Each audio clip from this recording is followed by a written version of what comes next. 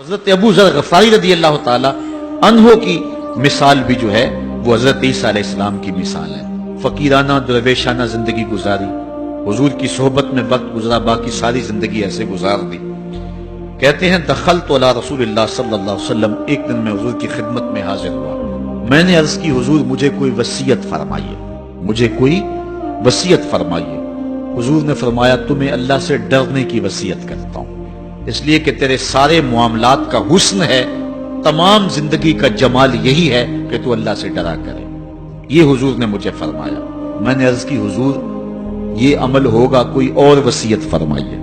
تو حضور علیہ السلام نے ارشاد فرمایا ایک تو قرآن مجید کی تلاوت کیا کرو، دوسرا ذکر اللہ کیا کرو، آسمان پر اس سے تمہارا ذکر ہوگا اور زمین میں تمہارے لیے باعث نور ہے، تمہیں من میں چراغاں نصیب ہوگا اور تمہارے لیے روشنی ہوگی ان دو کاموں کے کرنے سے۔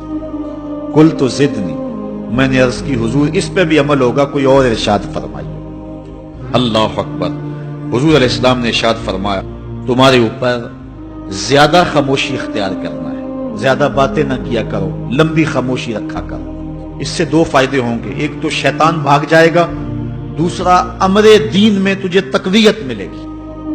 زیادہ باتیں کرنے والے کی زبان پھسلتی ہے، غیبت، چغلی، جھوٹ، بہتان، یہ سارے امراض، یہ ساری آفتیں جو ہیں وہ زبان کی ہیں۔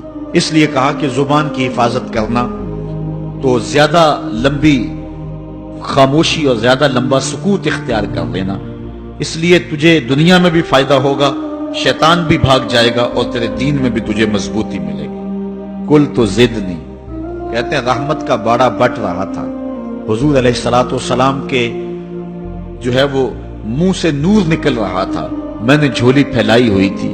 میں نے عرض کی حضور اس پہ بھی عمل ہوگا، کچھ اور ارشاد فرمائی۔ تو آقا کریم علیہ السلام نے ارشاد فرمایا میں تجھے نصیحت کرتا ہوں کہ تم زیادہ ہنسا نہ کرو، زیادہ ہنسنے سے گریز کرو، اس لیے کہ زیادہ ہنسنے سے ایک تو دل مردہ ہو جاتا ہے اور دوسرا چہرے کا جمال ختم ہو جاتا ہے، چہرے کی روشنی چلی جاتی ہے۔ ایماندار کے چہرے پہ ایک نور ہوتا ہے، جو شخص کہے لگا کر ہنسنے والا ہوتا ہے اس کا وہ نور رخصت ہو جاتا ہے۔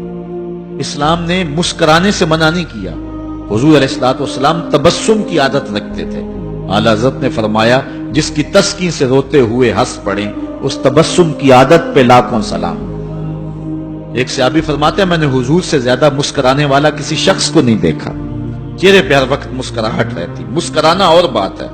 اور وہ حضور نے ارشاد فرمایا نیکی کو چھوٹا نہ سمجھنا، اگرچہ تم اپنے بھائی کو خندہ پیشانی سے ہی کیوں نہیں ملتے ہو تو یہ بھی ایک نیکی ہے۔ تو مسکرانا اور بات ہے، لیکن دہک ہنسنا، کہے لگانا، یہ جو ہے دل کو مردار کر دیتا ہے۔ اور دل کا مردہ ہونا کیا ہے؟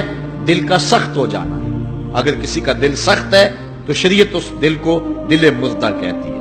اللہ اکبر۔ تو فرمایا ایاک وکثرۃ الضحک، زیادہ ہنسنے سے بچو، فإنہ یمیت القلب ویذھب بنور الوجہ، دل کو مردہ کر دیتا ہے، چہرے کی رونق لے جاتا ہے۔ قلت زدنی، میں نے عرض کی حضور کچھ اور ارشاد فرما دی۔ موج لگی ہوئی ہے، باڑا بٹ رہا ہے، انوار اتر رہے ہیں، مسجد نبوی کا صحن ہے، حضور ارشاد کر رہے ہیں اور منہ سے پھول جھڑ رہے ہیں، منہ سے پھول جڑ رہے ہیں، اور حضرت سیدنا ابو ذر غفاری اپنے دامن میں سمیٹ رہے ہیں۔ عرض کی حضور کچھ اور بھی ارشاد فرما دیجئے۔ قال قل الحق وان کان مرا، اے ابو ذر پھر حق کہنا چاہے کڑوا کیوں نہ ہو۔ سچی بات کہنی کڑوی تو ہوتی ہے، بابا بلے شاہ نے بھی کہا نا سچ آنکھیں پامبڑ مچدا ہے۔ جب سچی بات کہو گے تو کئی لوگ ناراض ہو جائیں گے، اپنے بھی خفا مجھ سے ہیں، بیگانے بھی ناخوش، کہ میں زہر حلاحل کو کبھی کہہ نہ سکا کند، بات وہی کہتا ہوں سمجھتا ہوں جسے حق، نئے ابلہ مسجد ہوں نئے تہذیب کا فرزند۔ تو یہ تو سچی بات کرنے سے یقیناً بہت سارے لوگ ناراض ہوں گے، جن کے مفادات پہ زد پڑے گی تو وہ ناراض تو ہوں گے ہی ہوں۔ تو فرمایا اے ابو ذر قل الحق وان کان مرا، حق کہنا چاہے کڑوا ہی کیوں نہ ہو۔ قلت زدنی، میں نے عرض کی حضور یہ بھی ہو گیا، کچھ اور عطا فرمائیے۔ قال لا تخف فی اللہ لومۃ لائم، کہا اللہ کے راستے میں ملامت کرنے والے کی ملامت سے نہیں ڈرنا کہ لوگ کیا کہیں گے۔ بہت سارے کام ہم اس لیے نہیں کرتے کہ لوگ کیا کہیں گے، بہت سارے کام اس لیے کرتے ہیں، نہ کیا تو لوگ کیا کہیں گے، ناک نہیں رہے گی۔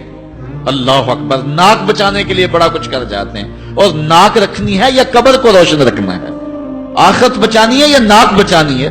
تو یہ ملامت کرنے والے کی ملامت کے ڈر سے بہت سارے گناہوں کا ارتکاب کر لیا جاتا ہے۔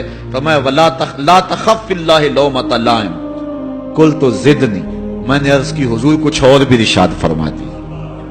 حضرت ابو ذر غفاری نے جولی ہی پھیلا لی حضور کے سامنے۔